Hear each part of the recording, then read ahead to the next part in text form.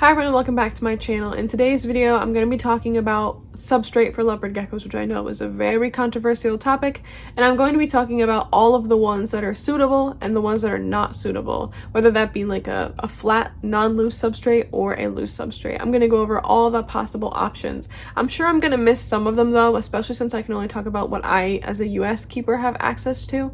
So if I do miss any, please leave them down below and we can chat about it there. I also want to say that these are just my opinions. You may have a different opinion, and that is okay. We're allowed to have different opinions. We're allowed to have an open conversation in the comments, and I will not tolerate any bullying or like slander or rudeness from one person to another, or from you to me, or anything like that down in the comments. You are totally allowed to voice your concern about substrate or not offering substrate, whatever your feelings are down below, but do it in a respectful way, please. Before we get started, I ask that you subscribe and hit that notification bell, and away we go. The first thing I'm going to do is list all of the non-loose options and all of the loose options, and then I'm going to go into each option and say if it's good or if it's bad. For our non-loose options, we have paper towel, newspaper, kitchen cabinet liner, Repti carpet, and tile. Now, not all of those are made equally, and we'll discuss why in a minute. I'm going to talk about the loose ones really quick, and then we'll deep dive into them. The loose ones are plentiful. I'm going to read off my list so that I don't forget. So there's the Biodude's Terra, Sahara, there's Josh's Frogs Arid substrate, there's Arcadia Earth Mix Arid, there's topsoil and sand as a mixture, like a homemade mixture. There's gravel, there's crushed walnut shell, there's Eco Earth / Coco fiber, there's Reptibark, there's Aspen, there's sand, there's calcium sand. So those are all of the loose options. I apologize, I'm sure I missed some. There's a lot of options out there, but now we're going to talk about the solid options, the non-loose options, and if they're good or bad. So first and foremost, paper towel. Paper towel is safe, but it is incredibly boring and it is not enriching. It's great for use in juvenile setups or for quarantines. It's also good for rescues if you have like a rescue gecko you just took in and you know it has some health issues. Paper towel is great because you can keep track of their bowel movements very easily that way. It's just a very boring, non-enriching substrate, but it's not horrible. It's definitely not my preference. Next is newspaper, which has all of the same benefits as paper towel, but is even uglier. And sometimes like people can have issue with like newspaper ink like running and getting on the gecko. So I personally don't recommend newspaper. I think if you can use paper towel instead of newspaper, that's what I recommend. Another option is kitchen cabinet liner. That is an option I personally use for my geckos that don't have loose substrate. And the reason for that is because it's more attractive, it's easy to clean, it's not as like basic looking as paper towel or newspaper. There's no issue of like ink running. You know, you can still check their poops on kitchen cabinet liner, and like I said, it's more attractive because it comes in different patterns and colors. The one thing I will say about kitchen cabinet liner, however, is that you want to get one that doesn't have random holes throughout it, and you want to get one that can be like cut to the size of your enclosure. You also want to make sure that it doesn't have any chemicals on it. Like some of them are like branded with Clorox, I don't know why. And then you also want to make sure that if it's adhesive, that the adhesive actually works and your gecko can't get adhesive stuck on them. There's actually the kind that I use in my Amazon affiliate shop, which is linked down below, so if you're curious, that's there for you. Another option is Reptile carpet, and I think it's also called Repti carpet. I'm not sure 100%, I've never used it, but for the people who have used it, I've seen many people have issues with keeping it clean because it absorbs the urates from your leopard gecko's feces, and it absorbs like any sort of like bug gut spray. Like it's not easy to clean. It's not. And it also has these little fibers that the leopard gecko's nails and teeth can get stuck on when they're hunting or when they're walking. I just don't recommend it whatsoever, especially since there's other options out there that are better, that are non-loose.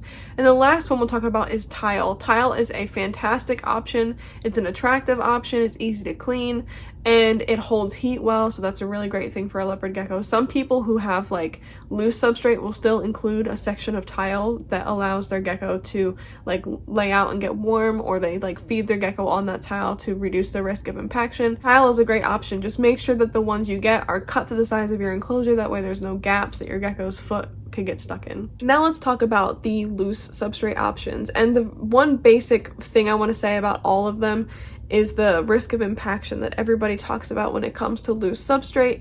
Not all substrate is made equally, and not everyone's husbandry is adequate enough to allow loose substrate. So for example, if you're not offering enough heat and your gecko were to ingest substrate, it can be hard for them to pass feces and then they'll become impacted. That can also happen with the insects you offer. If you offer them insects and they don't have enough warmth, they won't be able to pass the insect through their body, and that can cause impaction. So the issue of impaction is more complicated than just offering a loose substrate. So if you want to offer a loose substrate, just make sure that your husbandry is good, that you know what you're doing before you offer loose substrate. And not all substrates are made equal. Some substrate is going to cause more of a risk of impaction than other substrates. So let's talk about the list I mentioned earlier, starting with the Terra Sahara by the Biodude. So I personally do not use the Biodude's Terra Sahara, but there are plenty of people who use it with success. I found that when I tried it for my bearded dragons, it was a really fine mixture with the exception of like large rocks. Like, I don't know why they included these random large rocks throughout. It was definitely not my preference. However, if you remove those, I'm sure it's a fine mix, or if you like the rocks, that's fine too. I personally do not care for the large rocks. Another substrate that a lot of people use is the Josh's Frogs Arid substrate. It's like their bio-bedding Arid, but it's a really good blend. I use it for my bearded dragons currently. I like the amount of soil, the amount of sand. I think the substrate is a little bit dusty, if I'm completely honest. It's more of an issue with larger reptiles because they kick it up. With leopard geckos, I don't think it would be as much of an issue because they don't have as much like strength to be kicking up the dust in the substrate that often. To be honest, whenever you have an arid substrate, there is a bit of dustiness to it just because it's not kept moist. Next is Arcadia Earth Mix Arid, which I'm desperate to try, but it's not available in the US, so I can't try it. All my friends have tried it, and my friends like it, so I mean, if they have success, I'm sure I would too. But again, I can't try it, but it is an option for you that a lot of people like. Another option would be to make substrate at home. That is more time consuming, but it is less expensive if you're willing to put in the hours it takes to sanitize the soil and then, you know, sift through the sand and the soil to get out anything that's odd. For example, if you buy your topsoil from a hardware store like Home Depot, you might end up getting some strange things in your topsoil bag. So I recommend freezing the bag or baking the bag. Not like, obviously you don't bake the whole bag, you take the substrate out and bake it in the oven. I have a video that I'll include up here that tells you how to properly sanitize topsoil for an enclosure. But me personally, I had no issues using topsoil and sand mixture. I still use that in my leopard geckos enclosures currently. You can use a 50-50 blend, you can use a 70-30 blend, 70 being soil and 30 being sand. But regardless, just make sure that you are sanitizing your soil and that the washed play sand that you use has been sifted, because sometimes it can be rather large particulates in there. So just make sure you're sanitizing and you're sifting. That's what you want to do when you make your own substrate, just to be sure. In fact, anytime you put substrate in an enclosure, it's a good idea to like sift through it with your hand just to make sure there's not anything weird in there you don't want to end up in your enclosure. Next up is gravel, which I think is probably one of the worst substrate options I've seen for leopard geckos ever. And from time to time, I will still see colorful pet store gravel littering the bottom of a 10-gallon enclosure that a leopard gecko is living in on Craigslist. And I'd like to say I'm appalled, but I've seen everything at this point, so I'm no longer appalled. But it is terrible, and it's bad. I don't know why gravel would be the choice, especially like this colorful store-bought gravel with nothing else mixed in, just gravel. It is a completely inappropriate substrate. It does not match like their natural biome at all. It's going to be hard on their feet. It's going to be hard for you to clean. I have no idea how they would receive underbelly warmth through gravel. So like, unless there's an overhead heating, that might make more sense. But yeah, I don't recommend gravel whatsoever. Like, you want to worry about a risk of impaction. If they are hunting and they swallow a piece of gravel, it's going to be way harder for them to pass than some sand or some substrate. Crushed walnut shell is inappropriate. They do not live on crushed walnuts in the wild. They should not live on crushed walnuts in captivity. I'm sorry, I don't mean to laugh, because like, there's some people who genuinely use these things, but it's absurd to me that crushed walnut at this point is even an option. It's not a soil. If you're going to go the route of giving your leopard gecko a loose substrate to like give them enrichment and mirror their natural environment, why would you choose crushed walnut? Next up is Eco-Earth or coconut fiber. I have some mixed feelings about Eco-Earth, particularly when it comes to keeping leopard geckos. I'll include a video up here that I did talking about why I dislike Eco-Earth, but It's okay. It's not up there as some of the better options to use, and it's not as bad as gravel. Like, I don't think anything is as bad as gravel, but it's just not a good substrate to use because it's not a soil. It is literally just like shavings of coconut. Like, it's kind of along the lines of like a crushed walnut shell. Why would you offer it if you're trying to be like naturalistic, or if you're trying to give your gecko enrichment? If you're just using it in like a lay box or a humid hide, that's completely fine. But if the whole bottom of your enclosure is eco-earth, when there's already so many better options out there that are like more natural and make more sense, like an actual soil or a sand combination, I don't know. I have a lot of beef with eco-earth as a baseline substrate. Now, if you're mixing it with things, that's different, but just using it all on its own, it doesn't hold shape well. It is really crumbly and dry and dusty. It molds easily when it's wet, and I don't like it personally.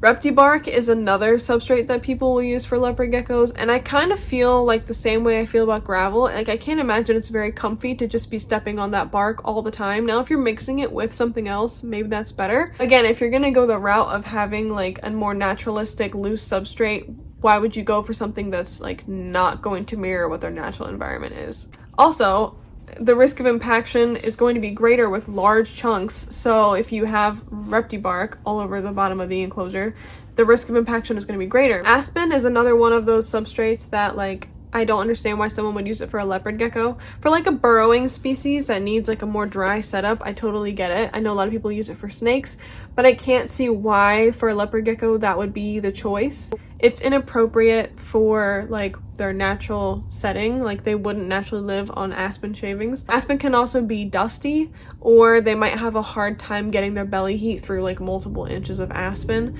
So yeah, again, it's just not, I don't know why that'd be an option people would choose when there's already so many better options. Sand is a option. Sand is bad when it's kept all on its own. Sorry, I'm petting my dog.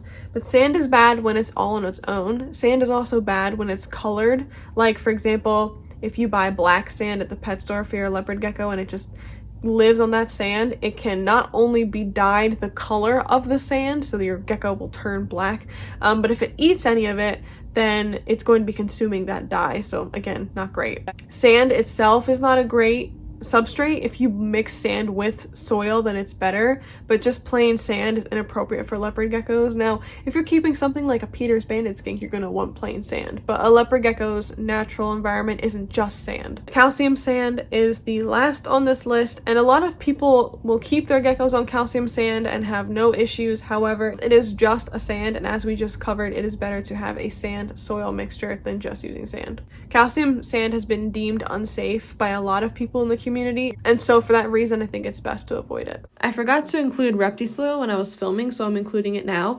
I've never personally used Reptisoil, but considering it is advertised more towards tropical species, I wouldn't say that you can use it with a leopard gecko and have success keeping it bioactive and growing live plants and things like that. I have seen that people have success keeping it completely dried out for a leopard gecko, so that would be the only way I'd recommend using it. So those are all of the substrate options. I'm sure there's plenty more, but those are the ones I came up with for leopard geckos. If you are still trying to decide what substrate to choose, I hope that this helped you, or if you're looking to shake it up a bit, I hope that this helped you. Keep in mind that no matter what substrate you choose, you're gonna have to keep it clean. So if you get paper towel, you have to switch out the paper towels and get new ones. If you use kitchen cabinet liner, you're gonna have to wipe it down with hot water to remove the urates and the poop. If you have a loose substrate, you're gonna have to spot clean it, and if you have a bioactive loose substrate, you're going to have to either spot clean it or mix the poop under the substrate so the isopods and springtails can eat it. No matter what you use, there's going to be ways that you're going to have to keep it clean, and I want to reiterate that no matter what you choose, you have to clean up the poos. It rhymed. No matter what you choose, you have to clean up the poos, period. But thank you so much for watching. I hope you found this informational and insightful. Please leave a like, comment, subscribe, all the good stuff, and I will see you guys in the next one. Bye.